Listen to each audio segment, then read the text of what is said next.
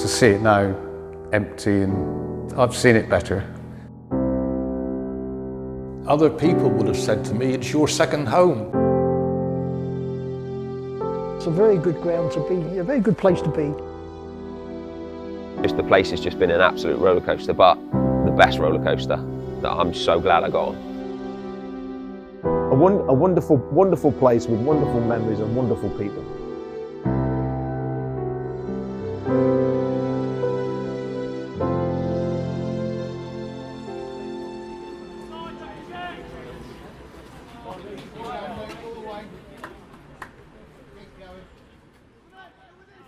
Tuesday the 27th of October, 2020.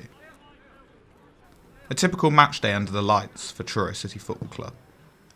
As the full-time whistle blew on an impressive performance from the White Tigers, supporters walked away from Treyew Road with smiles on their faces. But little did they know that this would be the last time they would see their team play here. With the football season suspended a week later due to the coronavirus pandemic, Treyew Road went into 2021 without having seen a game of football in over 2 months. But on the 20th of January, a club statement revealed that a deal with the landowners was struck and Treyew City would bid farewell to Treyew Road forever. The ground was sold 10 years ago and the club have been living on thin ice with a constant threat of eviction over their heads. After many scares and much uncertainty, Treyew left Treyew Road at the end of March 2021, bringing to a close their over 100-year stay at their much-loved home. It's sad to come here now actually and see it partly demolished. I think it's almost got to the stage, just get rid of it now. You know, we've been living on a short fuse for quite a few years at Treyew. We're going to have to leave Treyew Road. They tried it a couple of years back, didn't they, and came back. Now, though, it's definite that it's not going to be reborn, and it's really a case of getting on, demolish this place and start building the new ground. You attach memories to places, you know, look at it now, it looks like an absolute dump. But it's like anything, you have memories in places and you remember places because of things that happened here. And, you know, people have got a much better memory bank than I have, and probably a much better memory as well. And they'll have loads of great things that they associate with this place. And so to see those go is really sad, you know, it's really sad. But listen, the football club couldn't do anything about that. That's the hand they've been dealt, and you know, it's been coming for a while. I'm surprised it's lasted this long, to be honest. I thought we'd be doing this interview about 10 years ago, 5 years ago. So, you know, they're memories and they'll just have to be that, and people will always have them and always remember them. And thankfully we've got videos and pictures and memories to remember it by. And you know, just hope wherever the new place is, you know, we create some new ones, because we've got to be positive now. We can't control, we've got to control the controllables. It's gone. It's terrible, it's sad, but on to the new place and let's make some new ones. You read, of course, in the paper, and I came up a few weeks ago just to, well, the guys were still starting to taking it all down, and you read in the papers this is going to happen, it's going to happen, it's the end, you know, this is going to be a retail park and football ground. It's as it has been for many years, is not going to be here, and it just brings it home now, just walking in, just to think, blimey, yeah, it's sad.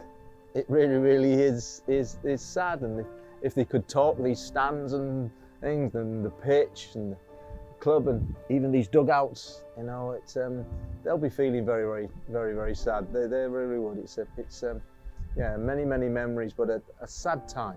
Well, I think it's always been in the back ever since I've been here, because I was here when it was all this sort of selling the place and all the stories were about it, and we were going to be homeless and all that sort of stuff. So I've lived with that virtually all the time I've been here. So I'm glad it's come to a head now, and we've got some certainty about our future, and so the club I think will prosper. It's just going to take a little bit of time to settle down, get people used to it. But many clubs move their home. It happens for various reasons, and as soon as this ground was sold, that was really the death knell. For supporters, losing Treyew Road will be hard to take.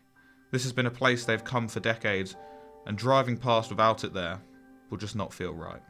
Yeah, I drive past it every day, and I always have a little look. You know, even if it's a Thursday night and there's no one in there, I always have a little look, see the stands or see the floodlights, So yeah, it'd be weird for it not to be here, and there just be a supermarket. At the moment, I can't quite sort of fathom that. Yeah, and every time I go past the ground, I should look, you know, and as it's changing, as this ground itself is evolving with various, you know, developments they're going to do here. So, yeah, so I should always look at it and probably do a circuit of the car park. You know, there's something special about these little grounds, and it will be disappointing to see it go.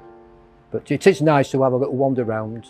I have a seat up there where I normally sit, where the pillars there, just on the corner of the penalty area, so I don't miss anything. And that's my seat. It won't be anymore. But you're going to miss that. I shall miss that. Yeah.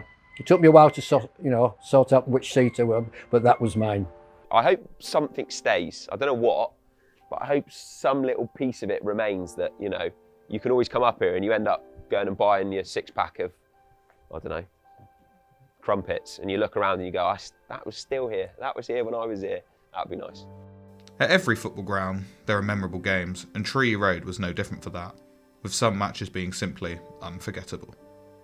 Easter Monday, what was that, 2011? Home to Weymouth. Treyew had already won the Southern League, so it was obviously, it was beautiful sunshine, good crowd, big crowd. They were all happy and obviously ready to celebrate picking up the massive shield that Southern League Premier is trophy-wise. And Weymouth had to come here and I believe had to win to secure avoiding relegation. But on the day, Treyew won 3-2, everyone was happy, and Jake Ash lifted up that shield with the help of about 3 other players. And who would have thought Treyew City would be champions of the Southern League Premier Division? Up it goes, Jake Ash can hardly carry it. Terrific, there we go! Champions, Jake Ash!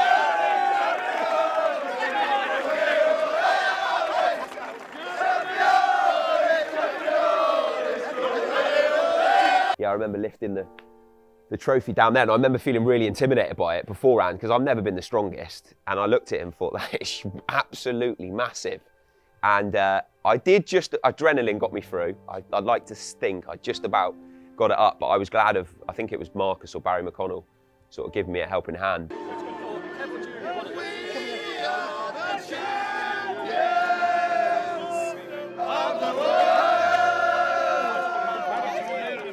Have you ever lifted a trophy that big before? Never, no, never again. I think, obviously, we won it that year, and the other time that we got promoted out of the Southern League, it was the playoffs, which was, from memory, nowhere near as bicep troubling as that shield. So no, that will never be beaten, I don't think. But for every football fan and player alike, there is always that one game that stands out from the rest. And for many people involved in Treyew City, there is nothing better than the 2007 FA Vase semi-final, second leg. Yeah, I think if I had to pick one day, you know, that would be my one. You know, if someone said, look, you can have one day again up here, I think that would be the one. Just, you know, it had a buzz about the place that day, and you know, you were nervous because you knew you were one game from Wembley, and you know, was it 2,600 I think were here that day, you know, and I don't think that's ever, well, it was never beaten again since, and you know, probably 10 years prior they'd never been beaten. So it was amazing, and I remember, you know, the old big green stand on the far side just being full, and that final whistle going, and watching back Mark's video of people throwing things like mayhem, just like throwing hats and scarves just up in the air, and I ran across like an absolute maniac just in front of camera, unfortunately for me, and sort of went down on my knees, and it was relief, you know, because we were so close to getting to Wembley, and you know, we'd obviously 1-0 down from the first leg, so we had to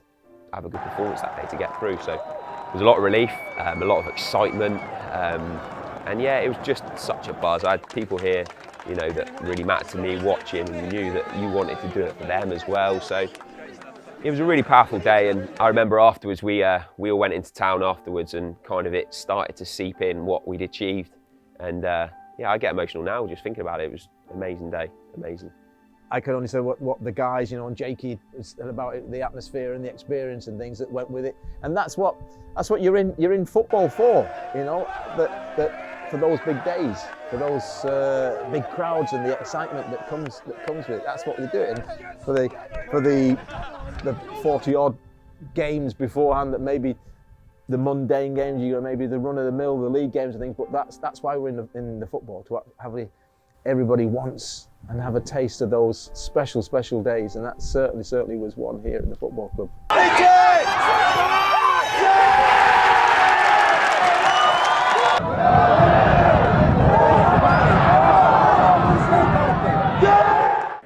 It was quite a day. Obviously, the result made it quite a day, and they actually brought in what was going to be temporary stands. They're still here now. Even they're still not been knocked down yet. But yeah, that was the biggest crowd, and obviously the pitch again was a bit rough and uneven, shall we say. And Treyew turned it around and got to Wembley. To ensure success on the pitch, you need more than just 11 players. You need a club. Treyew, like many non-league clubs, rely heavily on its supporters and volunteers, many of whom give up hours of their free time to help keep the club they love running smoothly. How many hours would you say you spend here on the average week? Average week, I suppose 30 hours, between 20 and 30 hours. Because I used to come in here Saturday morning for a few hours before the game to make sure the lines were good. I get the bus in from Camborne. I'm first in.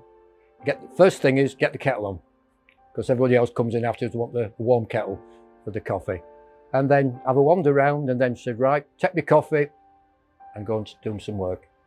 Well, I think other people would have said to me, it's your second home.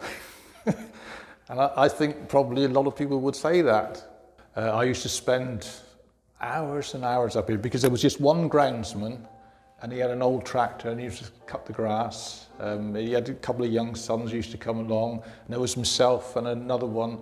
The three of us, you know, we spent hours up here helping the groundsman, and yeah, we sort of loved it. It was a way of life.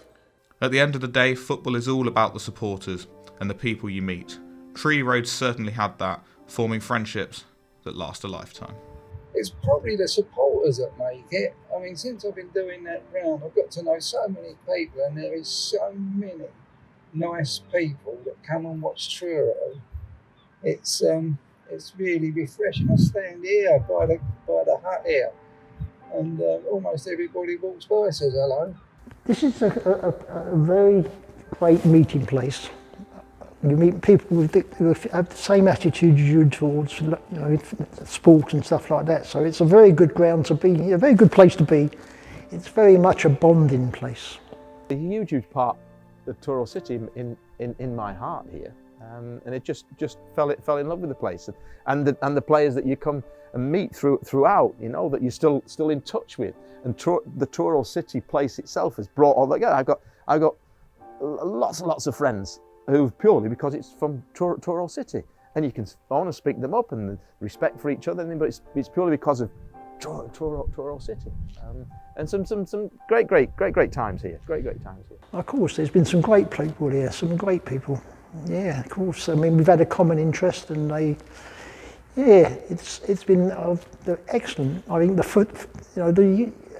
football family is a very good. We all have a very good understanding about it. You can discuss and you can argue, but at the end of it, you've either lost the argument or won the argument, but it doesn't make any difference. Non-league football, the people I've met here, through here, it is typical non-league football, and I've seen the laughter and the tears and the joy and the despair, but it's been a wonderful place with wonderful memories and wonderful people.